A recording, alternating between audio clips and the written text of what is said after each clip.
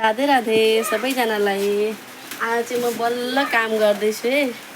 आज सन्डे हो अनि सन्डे त्यसै पनि म लेट नै उठ्छु भनेर सोचिरहेको थिएँ र सोचेकी मात्रै थिएँ। उठ्न त छिटै उठेँ तर पानी परेकाले गर्दाखेरि केही कामै भएन।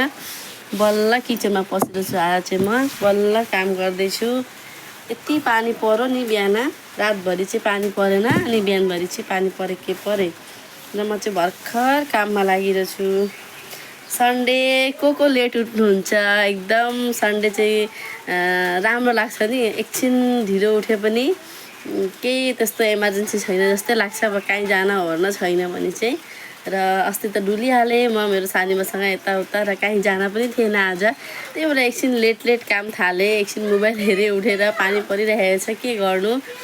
अनि म चाहिँ त्यही भएर बल्ल काममा लागेँ कि बल्ल ढुक्क लाग्छ सन्डे चाहिँ।